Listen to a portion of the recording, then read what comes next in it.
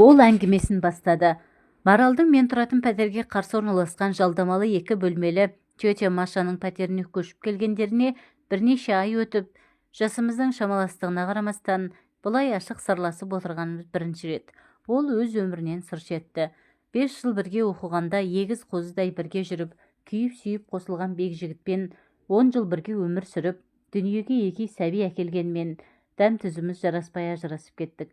Бұрын ешкімді менсінбей, махаббат деген адам өмірінде бір-ақ рет оянатын сезім деген ұстанымның жетегінде жүргенмен, жолым болмағаннан кейін бетім әбден қайтып қалды. Махаббат атты теңізге жұбыммен шомылуға үлкен әзірлікпен келгенмен, өмірдің үлкен соққысын алдым. Өмірде мен үшін бекжігіттен басқа жігіт те, еркек атаулы да болмайтындай еді. Сөйткен жұбайлық өмір мен сүргендей болса, өмірде еркексіз өтейін дегенмін. Сондықтан болар, еркек деген сөзді естісем болды, бір жабайы хайуанның атын естіп, көз алдыма қорқынышты бейнелер келгендей. Түрбасым келіскен, өз ісіме пысық әйел болған соң ба, әйтеуір үйленемін, маған күйеуге шық, балаларыңа әке орнына әке болам дегендер де, я болмаса, ойнап күлейік, өмір деген ертең-ақ бір күндей болмай өте шығады, өкініп қаласың деп пәлсапа соғатындар да кездесті. Жұмысым банкте болғандықтан ба, жұмыста да алдымыздан өтетін адамдардың көбі еркектер еді. Қонақтық пен туған күн кештерінде немесе мейрамдағы отырыстарда біреулердің тола бойымды бастан аяқ көзімен тінтіп, я еркек көзімен сынай қарағанын сезсем, сол жерден сылтау айтып, тезірек жылыстап кетіп қалуға тырысамын. Осылай балалар деп жұмыс істеп жүргенде күйеуіммен ажырасқаныма да зу етіп 4 жыл өте шығыпты.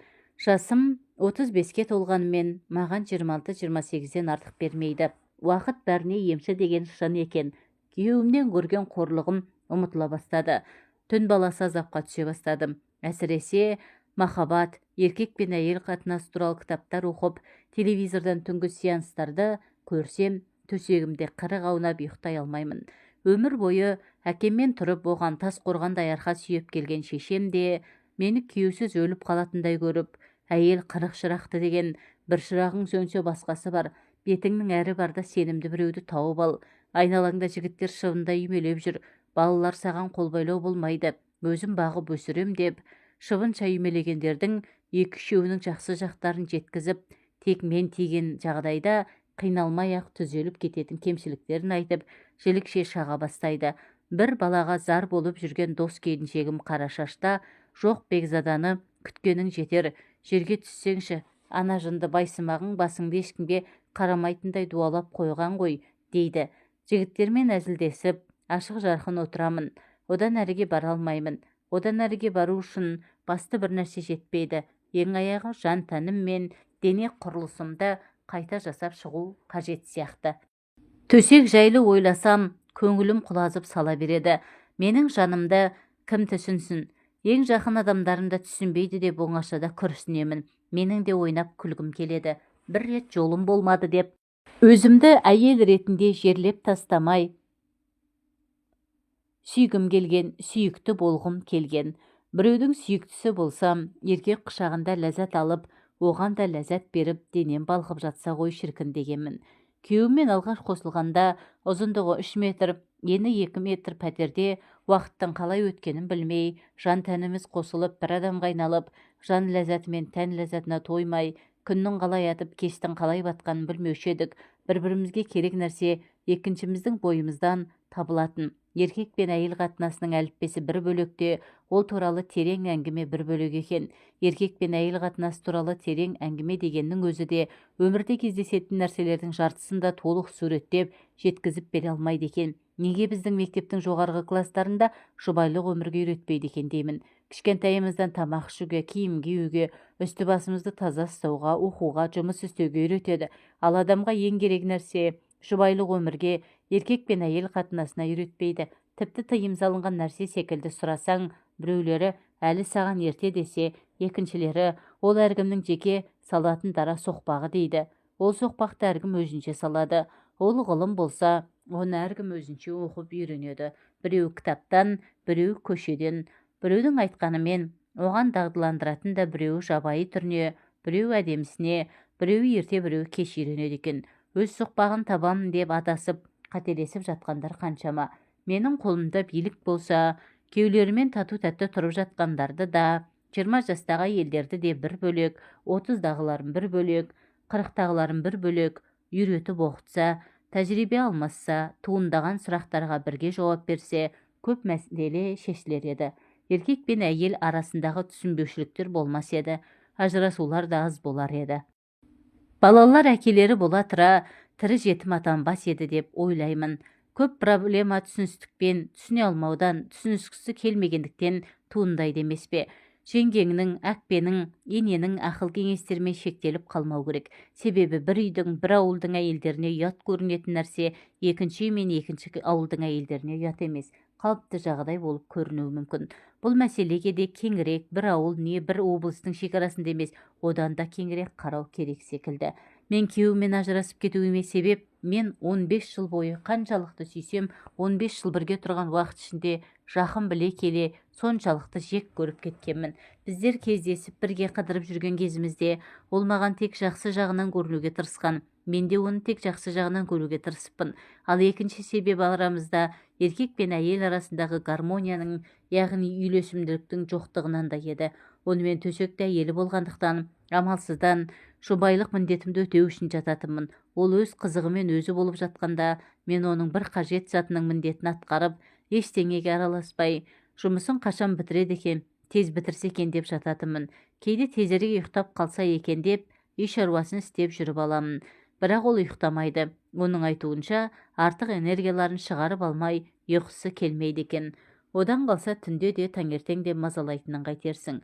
Дүниеге бірінші сәбиім келгеннен кейін төсек мәселесі маған тозақ секілді көрінді. Еркек десе, артынан төсек мәселесі қылтиятынын білетін маған біреуді тауып алу қайдан. Еркектердің бірі жақсы көретінін, бірі үйленгісі келетінін айтса, кейбірі мені тоқал ретінде алып, бөлек отау жасайтынын, ақшадан да басқасынан да кемдік көрмейтінін айтып шаршады. Соңынан кейбіреуі неткен салқын әйелсің деп теріс айналса, күдер үзбеген кейбіреулері 3-4 жыл осылай тып-тыныш жетегіңе намаз оқып жүресің бе деп, дені сау, өзі сұлу әйел, әншейін ішкі мұңын сыртқа шығармай жасырады да деп, аяушылық білдіргендей болады. Өмір, табиғат заңы өз деген істетеді ме? Әлде өзімдей дос құрбыларымның сөзі қамшы болды ма? Мен біреуді іздеуге бел шеше кірістім. Үйленемін дегендердің бірімен бірінші рет төсектес болып едім. Ертеңіне ол мені меншіктеп алып, мен сені ұнатамын, төсекте де ұнайсың, үстіңе бір түсті көйлектер киіп жүр, мен көйлектердің клеткасында, полоскасында ұнатпаймын деді.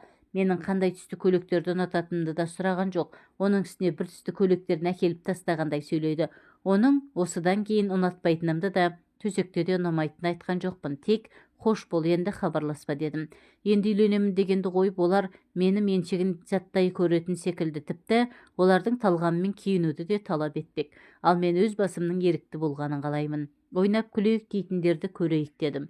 Олардың бірі, әбекең, ресторанға барамыз, әдемі киініп отыр, алып кетемін деген соң, барымды киіп шыққанда ол нағыз қыз жібектің өзі болыпсың ғой деп, ризашылығын жасыра алмаған. Қымбат шетелдік машинасымен бір ресторанға апарды. Онда шу көп екен, музыкасы да кілең орысша деп екіншісіне апарды. Әбекеңнің де танымайтын кісісі жоқ екен. Мұнда да алғашқы ресторандағыдай біреулермен жапырлап амандасып жатыр. Онда қымбаттығына қарамай тамақ мәзірі мәз емес екен деп, ақыры ортанқол кафеге отырдық. Бірнеше жұма онымен дружить етіп жүріп, төсектес болғанда, 40-қа толмаған кәсіпкер жігітке сезім де әйел де керек емес, тек сұлу нақсүйері, не екінші әйелі бар деген атақ қана керек екенін түсініп, онымен де бір жола қоштастым. Шыбынша үймелегендердің ішіндегі екеуінен көңілім қалғанымен, үшінші бойдақ ажырасқан еркекпен. Мен саған не үшін керекпін? Байы жоқ әйел болған соң коллекция үшін керекпін бе деп төтесінен сұрадым. Ол да жігіт екен, мәймөңкелемей берген жауабына шалғаннан сөз жаздадым. Мен секстің әр түрімен айналысқым келеді. Видеолардан көргендерді істеп көрсем деймін. Еркек пен әйел төсекте бір-бірінің қалағанын істеуге әзір болса ғана төсек қатынасының мәні ашылады деді. Мен мұндай пікірге келіспейтіндіктен экспериментке бара алмайтынымды білдірдім. Еркек пен әйелді төсек қатынасына апаратын жол меніңше өзі өзінен еш әзірліксіз оянған сезімнен кейін табиғи түрде пайда болуы керек сияқты. Сөйтіп аз уақыттың ішінде 3 еркектің атын сызып тастап, жақсы еркектер әйелдерінің қасында ешкімге қажеті жоқ жаман еркектің маған да қажеті жоқ деп өзімнің интимдік өміріме моратория жариялап алаңсыз тірлігіме кірістім. Тіпті еркек жігіт дегенді бойымнан да ойымнан да өшірген секілді едім. Енді тек бар ойым жұмыста болады, карьера жасаймын деп бекіндім. Бірақ бәрі Құдайдың қолында деген рас екен. Жылы күздің жексенбісі еді. Балаларды мамам апарып тастап үйді әктеуге кіріскенмін. Кешқұрым әрең бітіріп қатты шаршап тұрсам да моншаға баруым керек болды. Оның кешкі сағат 10-ға дейін істейтінін білемін. Әрі үйден алыс болмаған соң әрі кір денеме таза киім киемін бе деп сол күйі кір киіммен бара салдым. Үстімде әктен жағал-жағал кофта, төменгі жағында трико шалбар, басында кепештеп байлаған көнетоз орамал. Моншаға келіп ентігіп ішке кірсем, кезекте бірталай адам отыр екен. Моншаның бірнеше жеке кабиналы душы бар. Соған билет алып, мен де сол орынға жайғастым. Қарсы бетте 4-5 еркек кезекте отыр. Үстімдегі лас киімнен ыңғайсызданып, төмен қарап отырсам да, біреудің мені бақылап отырған көзқарасын сездім. Неге екенін қайдам, сірә лас киімнен ұялған болуым керек. Бұл не қылған адам деп басымды көтеріп қарауға да батылым жетпеді. Ішімнен өзіме ренжіп, әшейінде аттылыға жол, жаяуға сөз бермейтін өжеттігім қайда кеткен деймін. Кезегім келгенде ешкімге көз салмастан душқа кіріп кеттім. Рахаттанып душқа тиесілі 45 минут шомылып, шашымды сәл кептіріп, есік алдына шықсам, түн тастай қараңғы екен. Кісі аяғы басылған, көше қорқынышты. Көзімді қараңғыға сәл үйретіп алып, бір аялдамадай жердегі үйіме асықтым. Қатты шаршағандықтан ба, әлде көше асфальтының ойдым-ойдым жерігін әліме бір кезде сол аяғым кілт етіп оңбай құлап түстім. Көзімнен жас ыршып кетті.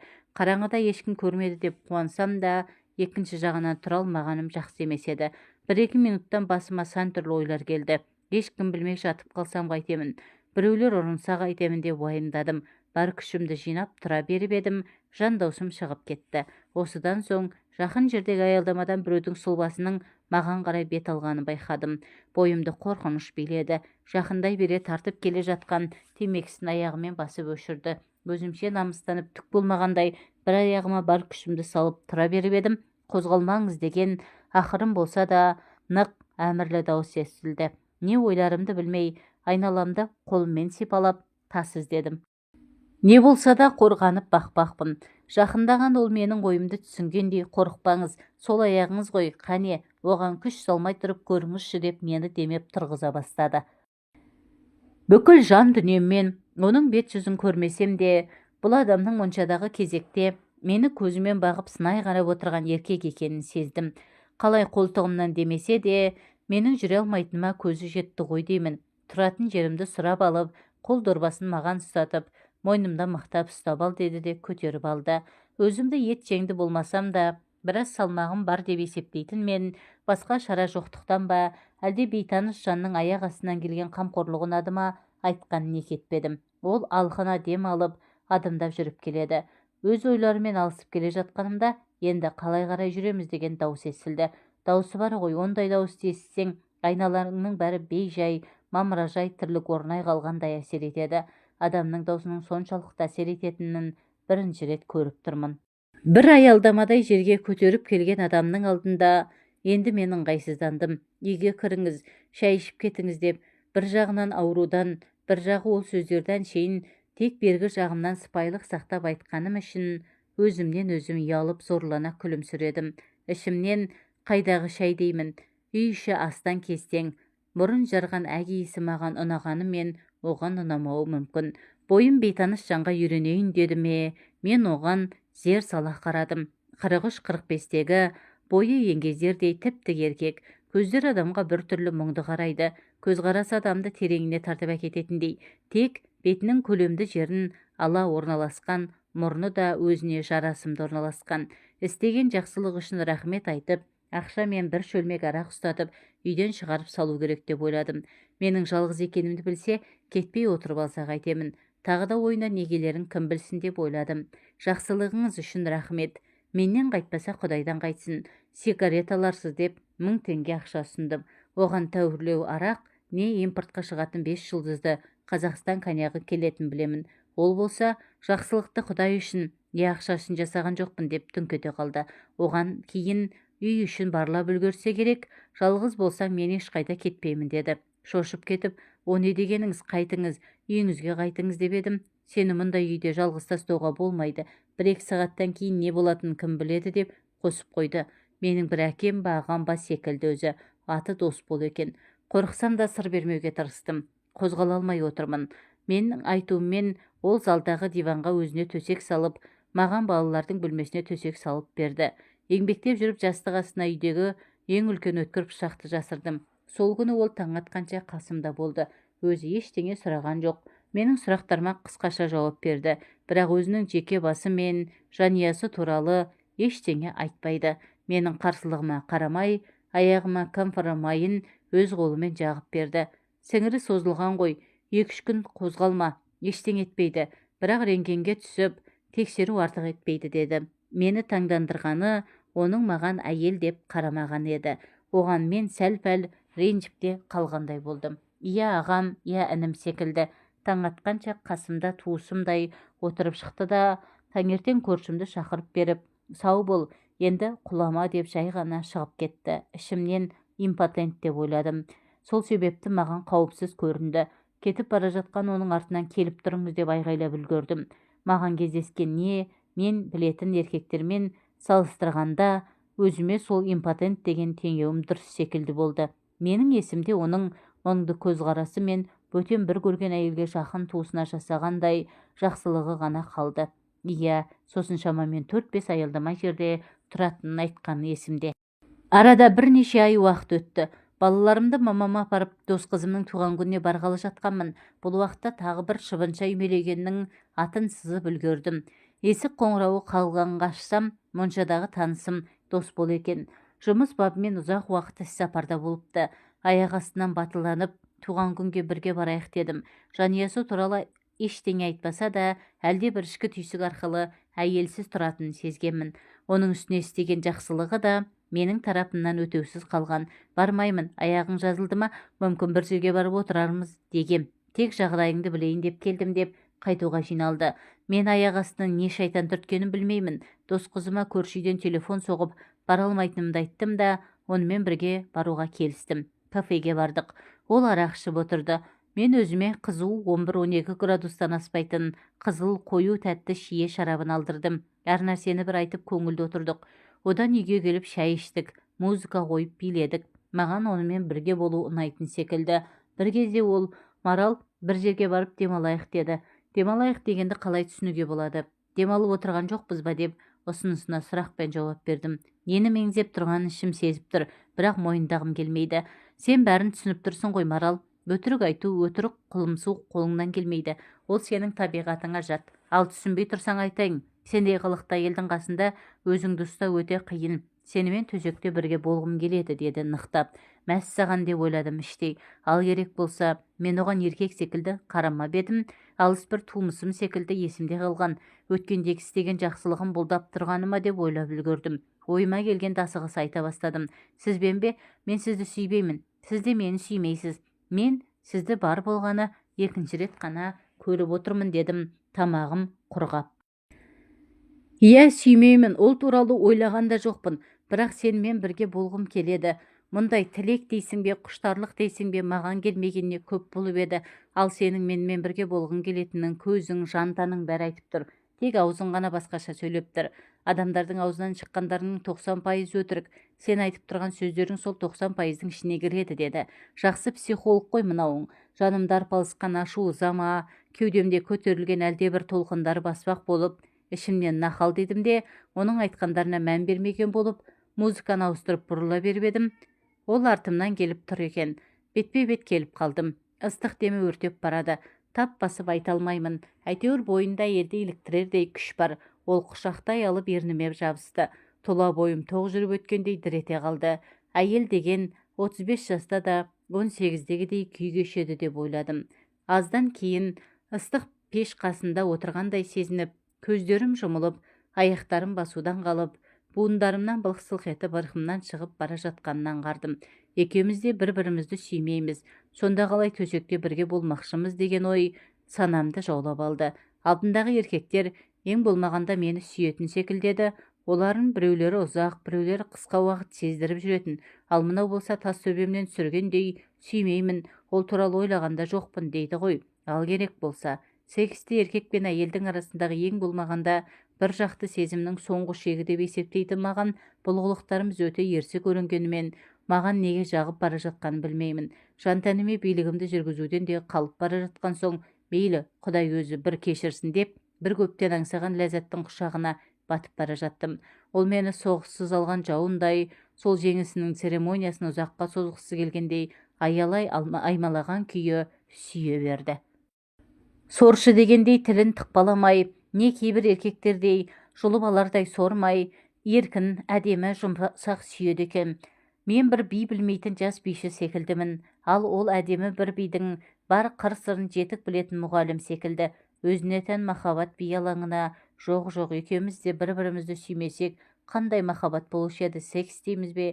Әйтеуір еркек пен әйел арасындағы қатынастың би алаңында мені дөңгелетіп бара жатты. Бір қатты сусап келіп, мөлдір бұлақтан құныға су ішіп жатқандаймын. Бір мөлдір бұлақтың зәм-зәмін құныға жұтудамын. Айналам дөңгеленген ғажап дүние, көгілдір жасыл сәулелерге толы, мені тереңіне тартып барады. Есімді сәл жинаған сәтте неғып мені шешіндірмейді, әлде өзім бастап шешуім керек пе деген ой жылт етті. Марал, жүр, кейін кеттік деді. Сөзді естігенде шын дүниеге қайта оралдым. Ол ентігіп тұр, шаштары қобырап кеткен, мұңды көздері тұнжырай қарамай жалт-жұлт етеді. Осыдан 5, әлде 10 минут, әлде жарты сағат бұрынғы дос бол емес, басқаша күйге түскен. Оның бойынан 25-тегі жігіттің екпіні де, өз күшіне сенімділігі мен өз ісіне деген мығымдылықта, мені көздерімен ішіп жеген еркекті құштарлықта, атмосфераны жайлап алған. Жанасқан нәрсені ертіп жіберердей қызулық та бар, және көздеріне бір іштей арпалыстың отында шалып қалдым. Неге басқа жерде дедім, оның құшағынан ажырағым келмей. Мен шалбар киіп жүрген еркек емеспін бе? Сені төсекке шақырған соң, сондықтан я менің үйіме, я қонақ үйге барамыз. Жоқ, осы жерде. Маған сенен басқа еш нәрсенің де, ешкімнің де керек жоқ деді миқұл ояужандай. Бір минутта жаңағыдай ләззатты шақтан ажырағым келіп тұрған жоқ. Менің ердім оның еріндерін өзі іздеп тапты. 35-ке келгенше еркекті өз бастамаммен сүйгенім осы шығар. Ал қолдарым ақылдың тыйым салғанына қарамай, оның көлегінің түймелерін ағыта бастады. Оның қай кезде астымызға көрпе төсегенін қайдам. Мен аймалауын жалғастырып шешіндіре бастағанда, ішімде арпалыс жатқан екі сезімнің бірі жеңіп, әлсіз қарсылығымды да қойып, оның әрекеттерінің үнсіз қоштаумен болдым. Денем күйіп жанып бір белгісіз әлемге тап болғандаймын. Япыр-ау, мен де бәлем жыл күйеуде болған әйел дейді-ау, ал мынандай ғажап әлемге, тәтті кезеңге тап болуым бірінші рет. Өзімнің еркімнен тыс, оның бұлшық еттерін сипалап, төсінен аймалап жатқанымды сеземін. Өзіме өзім ұқсамай кетіппін ғой деп ойладым. Мас адам секілдімін, бірақ 2-3 сағат бұрын ішкен әлсіз шараптың қызуы баяғыда кетіп қалған. Арамызда ең болмағанда бір жақты да сезім жоқ. Оны екеуміз де мойындағанбыз. Сонда неге маспын деймін. Шынымен мен оны жақсы көріп қалған мынау деймін.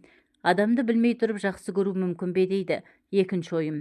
Мынау сорлы денемнің еркіме көнбей, неге былқ-сылқ ете қалғанын түсінбеймін. Аузыма біреу тәтті келіп, дәмін жаңа тата бергенде қайта тартып алардай шыдамсызданамын. Неге бастамай жатыр? Менің тілегімді түсінбегені ме? Мұндай кезде қимылыңа бақылау жасамайсың ба? Әлде ұят деген бір жаққа кетіп қалады ма? Әлде табиғат заңының алдында адамдар әлсіздігін мойындайды ма? Менің қолдарым еріксіз оның денесін сипалай бастады. Менің қолдарыма бүкіл жан тәнім ғана емес, бүкіл табиғат, айналамдағы қызылды жасылды шықындар мені өртеп, жалынға орап талықсып жатқан әлде бір күш барлығы қосыла менің қолдарыма әмір еткендей. Оның бар күші сыртына шығып тұрған мүшесі менің сезімге мас болғанымды күтіп тұрғандай, аңсаған тәніме жақындап, бірер секундтардан кейін екеуміз бір адамға айналып кеттік. Мұндай да рахат болады екен-ау. Мен 10 шақты жыл әйел болып, бір еркекке бірнеше жыл әйел болып, 3 еркекпен бір реттен болғанда, еркек пен әйел қатынасының мұндай тілмен айтып жеткізе алмайтын ғажайып тәтті жақтары болатынын неғып білмегем, көрмегем, сезбегем, оқымағам. 62 тамырым иіп, селдеген сезім бүкіл жан танымның еш қалтарыс қуысын қалдырмай қантып алып бір құсар қайнауда. Өмірімде бірінші рет миымда бос болып, ешқандай проблеманы ойламай, тек қана әйел болдым. Ол екеуміз ғажайып бір әлемде жүргендейміз. Тек ғажайып әлем және еркек пен әйел ғана бар. Екеуміздің жан тәніміз бірігіп кеткен сондай, ажыраса алар емеспіз. Ол маған көбірек ләззат сыйлағысы келеді, ал мен оған қалай ыңғайлы жақсы болады деп ағына жығылудамын. Ондай әрекетті мені өлтірем деп қорқытып бұйырып та, көп ақша беріп те істете алмас еді. Ал бойыңды өртеген әлде бір селдеген сезім есіңнен айырып, не істеп не қойғаныңды білмейді екенсің. Ол менің ең бір жақын, ең бір аяулы адамыма айналған.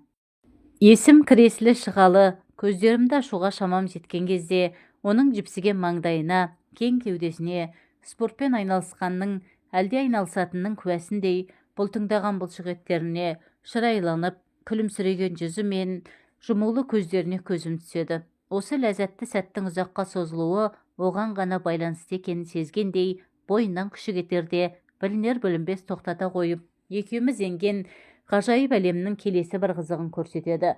Арасында ақсазаным-ау бұлқынған, маралым-ау, сені бала туған әйел деп кім айтады, құлым мүшең бұзылмапты деп құштарлана аймалай түседі. Мен де сандырақтап, аузыма түскен нәрселерді айтқым келеді, бірақ айта алмаймын, ұят секілді. Оған деген ризашылығымды, оны жақсы көріп күткен сезімімді жасыра алмай, ол сөздер аузымнан еріксіз шығып кеткісі келеді, бірақ шығармауға тырысып жатырмын. Дәрігерлер мен психологтар айтатын, еркек пен әйелдің арасындағы гармония, әйел бастан кешетін, бірақ әлі өз басым кешіп көрмеген ғажайып күй, оргазм деген осы шығар деп ойлаймын. Құдайыма өзің кешіріп, әйел атанып бұрын көрмеген ләззатты, ешкімді жақсы көрмей, не еркектің өзіме деген сезімін сезінбей, еш қиындықсыз, бірақ сәтте бастан кешіп жатқаным, өңімде емес түсімде секілді. Түс болса түсім ақ болсын, тек аяқталмаса екен, ең болмағанда созыла түссе екен деймін. Досболдың қимылынан бірге бойыма бір күш құйылып жатыр. Ол күш менің өмірді сүйе түсуіме, өмірде тек проблемалар мен қиындықтар, даңғаза қызықшылықтар ғана емес, ешқандай да ақшаға сатып әпере алмайтын, ешқандай байлық бере алмайтын, тәтті ләззатты ғұмырға бергісіз, әрі осындай ақылға сыйғысыз ғажап сәттер де болатынын дәлелдеп, көр, ізде, дәмін тәт, ие бол деп итермелегендей болады. Қанша қиыншылықта баста кешсем де өмірді сүйуші едім, енді өмірге одан сайын ғашықпын. Досбол маған ләззат сыйлаған сайын мен өзімнің әйел екенімді жете сезініп, мен де оған тек әйел бере алатын ләззат сыйлағым келеді. Бұл сәттерде мен оның қандай тілегі болса да орындауға әзір едім, бірақ ол ештеңе айтпады да өтінбеді де. Мен осындай оргазм дегенді 2-3 рет бастан өткізгеннен кейін, ол мені біресе үстіне шығарып, біресе алдына алып, шырық көбелек айналдырды. Оның қолдары кәдімгі ертектердегі айтылатын сиқырлы таяқша секілді еді. Төсіңді аймалап, сәл қысыңқырағанда да, денеңді соншалықты бір нәзіктікпен, жылылықпен, әрі өзімсіне сипағанда да, өзінің қимылдарына икемдегенде бәріне шебер еркектің қолдары секілді сезіледі. Оның кезекті қимылынан тұншықтыра ерніме жабысып, даусының бір-екі рет оқыс шығып, аяқтарымды әнтек шалт қимылмен қозғағанынан ақ бойындағы қуатын шығара бастағанын сездім. Өзінің шымыр, ет жеңді денесімен менің аппақ денемді жаба сылқ ете түсті. Менің махаббатсыз, сезімсіз айналысқан күнәмді ешкімге керек десеңіз анау терезеден жүзіп бара жатқан айға да көрсеткісі келмегендей жауып жатыр. Сөз арасында айтып қалған 90 килограмм салмағын қауырсын құрлы көріп жатқан жоқпын. Басымда, денемде жеп-жеңіл. Сонау жалын шашып тұрған 18-іме қайта оралғандаймын. Неге екенін білмеймін, қуанышым қойныма сыймайды. Мен оның термен жабысқан шашын саусақтарыммен тарамдап, менің аймағыма өткен мүшесін жібергім келмегендей, топ-толық сандарымның арасында ішкі мүшелерімді көмекке шақырып, кетпей-ақ қойсаңшы, сенің орның осы жер ғой дегендей қысып-қысып қоямын. Ол да деп сүйсіне дауыс шығарып қояды. Жыл мезгілі көктемнен жазға ауыса бастағанда тамаша бір кез болады. Сол кезде орман арасындағы бір алаңқайда жатсаң, неше түрлі шөп иісі аңқып мұрын жарады. Ал күн көзінің жаңа қызу алып келе жатқан беті, сол кезде көк шалғынның үстінде көзіңді аша алмай маужырап, әлде бір ғажап күйге енесің. Оның жүзі де дәл сондай болып жатыр. Маужыраған жүзінде қуаныш пен әлде бір бақыттылықтың сәулесі ойнап тұр. Ал менің жаным мен тәнімнен де қуаныш пен бақыттың лебесіп жатыр. Мен осындай күйге күн сайын, сағат сайын, минут сайын түскім келетінін түсіндім. Ол менің үстімнен жай ғана аударылып түсіп, жай ғана өбе бастады. Ендігі қимылы тіпті өзгеше. Бұрқсары қайдаған құштарлық та, алып ұшқан сезім, сумаңдаған нәпсі, көп уақыттан бері еркек құшағын көрмей, сусығанның кәрлік бәрі сабасына түскен. Тек еркек пен әйелдің бір-біріне деген ризашылығы, тояттану, мастану және өзіңнің әйелдік, еркектік болмысыңды сезіну ғана ауада қалықтап тұнып қалған. Мен осы екінші рет көріп отырған адамыма екінші рет қарыз болғанымды түсіндім. Оның әйел ретінде оянбаған әйел екенсің дегені маған көп нәрсені ұқтырғандай. Ол 10 жыл әйел болып, 2 бала туған әйелге еркек пен әйел арасындағы төсегі ләззатын ұқтырған алғашқы еркек болды. Бір жауды жеңіп келген батырдай риза болып жатырсың ғой дедім. Айтқым келгені басқа еді. Мен оны ұнатып қалғанымды түсіндім. Бірақ оны өзім мойындағым келмеді. Тіпті олай ойлануға да қорықтым. Әрине, сендей оянбаған әрі қызуғанда әйелмен болу оңай дейсің бе деді. Мен екі бетім дуылдап отырып, оған шындықты айттым. Онымен бірге болуымның басы да соңы да осы шығар. Енді көрмеймін деп ойладым. Ол шындықты айтпақ түгіл өзім де мойындағым келмеген. Оның үстіне еркекке айтуға қалай дәтім барғанын білмеймін. Көздерімді алақанымен басып жатып, баяу бастағаным есімде. Мен сенімен бүгін төсекте алғаш рет болсам да, бұл түннің ләззаты бірнеше айларға, мүмкін жылдарға жететінін білемін. Мен мұндай күйде ешқашан кешкен емеспін. Күйеуіммен де, басқалармен де. Осы жерде артық ашық кеткенімді біліп мүдіріп қалдым. Сенің не сиқырың бар? Өзімді де түсіне алар емеспін. Бұрын төсек қатынасын тек еркектерге арналған нәрсе деп ұғатын едім. Енді басқаша екенін білдім. Қарамашы ұяламын деп, оның кеудемде жатқан басын құшақтап, шаштарын ұйпалақтаумен болдым. Ол мені құша түсіп, сенің жан тәніңмен құпия кілтін тапқанмын ғой деп бауырына баса түсті. Біраздан соң екеуміз ғажайып дүниенің құшағына қайта ендік. Ол менің құшағымда ма, әлде мен оның құшағындамын ба, әйтеуір құшақтасып жатып тәтті ұйқыға кетіппіз. Ертеңіне тұрғанда оның менің көздерімдегі мен іздеген еркек сенсің деп, тұнып қалған сырды оқымасын деп, көздерімді алып қашып, оған тіке қарауымаға тырыстым. Екі рет көре сала құшағына құлағаным, махаббатсыз, сезімсіз айналысып, енді оған деген сезімді жасыра алмай, үздіге қарап тұрсам, ұят-ай, масқара ғой, не деген жеңілтек әйел еді демейді ме? Ештеңе сездірмей салқын қоштасып қалам деп ойладым. Ал өзім бүгін үйленейік десе, жалаң аяқ қол ұстасып кетейік десе де әзір едім. Шіркін-ай, артымнан жылдап жүгірген анау шыбынша үймелегендердің бірі неге ол емес деп қапаландым. Ол тұрып киініп, жуынып келіп, шашымнан сипап отырды. Марал, сен мені кешір деді, даусы тұтыға шығып. Ол маған бір үкім, бірге өткізген түніміздің ләззатын бұзатындай бір нәрсе айтқалы тұрғандай, бойымды қорқыныш биледі. Ондай тәтті шақ неге тез өтеді деп ойлағанымша болған жоқ. Оның даусы алыстан талып естілді. Мен өзіме ешбір әйелді жақсы көрмеуге, сүймеуге уәде бергенмін. Керек десең әйел біткеннен кек алуға бекінген едім. Менің жүрегімде жара бар, жас жара, қан әлі сорғалап тұр. Мен сүйген әйел мені 20 жыл бойы алдап келіпті. Пәк қыз болып шықпаса да оны кешіріп, үлкен жүрекпен, селдеген сезіммен сүйіп едім. Ал бірақ 18 жыл бойы өз балам деп келген баланың өзімдікі емес екенін тосын білуден артық қайғы бар ма? Бұдан артық не сорақылық болушы еді? Бұл әйелдер тарапынан болатын ең ауыр қылмыс емес пе? Баламның ауыр операциядан шыққанына қарамай, ештеңе түсіндірмей үйден шығып жүре бердім. Сол кеткеннен мол кеттім. Әйелім бәрін түсінді, ештеңе демеді. Баланың менікі емес екенін сол операция кезінде анықталған.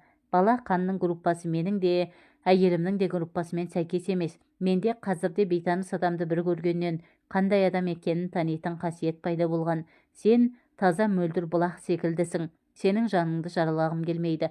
Қош бол, сенімен қоштаспасам, сені сүйіп қалуым мүмкін. Маған уақыт керек. Мен сеннен емес, үлкен сезімнен қашып барам. Мен енді ешкімді сүйгім де, жүрегім мен жанымды қинағым да келмейді. Хош. Ол есікті жаппастан шығып кете берді. Артынан тұра жүгіргім келген. Ойыма келген әлдебір нәрселерді айтқым келген. Қасымда қал дегім келген. Саған маңдайы торсықтай ұл туып берем дегім келген. Қиын сәттерде оның мойнына асылып, қорғанышым барын сезініп, құшағында тұрып шағынып жылап алғым келген. Қуаныштарымен бөліскім келген. Ол жұмыстан келгенде анамның үйренгенің өзіңе жақсы, істегенің бізге жақсы деп үйреткен тамақ түрлерін алдына қойғым келген. Соңғы кезде қойып кеткен қасы көзімді сәл бояп, әдемі иіс су жағып, қасында жайнап жүргім келген. Бірақ оның бірін де айта алмадым. Әлде айтқым келмеді, әлде тыңдайтынына сенімді болмадым. Ол кетісімен есікті жауып, неге екенін білмеймін, қатты жылап қала бердім. Еркектердің өздері түгіл көлеңкелерін де көргім келмейді, аттарын да естігім келмейді. Мен Досболды бір жерден шыға келеді ме деп әлі күнге күтіп жүрмін. Моншаға барған сайын оның көзқарасын іздеймін. Қиналған сәттерімде де оны іздеймін. Қол ұшын созып білік қалтарыстан шыға келетіндей. Түндерде де кірпіктерім айқаспай, тек соның құшағын аңсаймын. Балаларымның әкесі де сол болса деймін. Айлар өтіп жатыр. Одан күдерімді үзгім келеді. Өзіме өзім күн сайын есеп бергенде, біз махаббатсыз тек осымен айналыстық қой деп жұбатпақ боламын. Сол түннен бері кеудемде пайда болған жалынды өшіре алмай, өзіме өзім ызаланамын. Бірақ бір нәрсені анық сездім. Маған одан басқа ешкім керек емес. Шыбынша үймелегендермен болмақ түгілі, сынамақ түгілі аттарын да естігім келмейтін болды. Досболдың бір келетінін жан дүниеммен сезіп, әр күнімді үмітпен қарсы алып жүрмін. Келмесе іздеймін, оны табуға белімді бекем буғамын. Ол 4-5 аялдама жерде тұрамын деген білдірмей кездейсоқ кездескен боламын. Оны сүйетінімді қалай да ретін тауып білдіремін. Сүйетінін айту тек жігіттерге ғана тән бе? Оны айтуға тек еркектердің ғана құқығы бар ма? Сүйетініңді білдіру қылмыс емес қой. Мен Досболды тауып, бір-біріміз үшін жаралған жандармыз деймін. Оны іздеп тауып, қосылатынымызға сенімдімін. Сәл кештеу болса да, біздей жандардың бір-бірін жолықтыратыны қандай бақыт.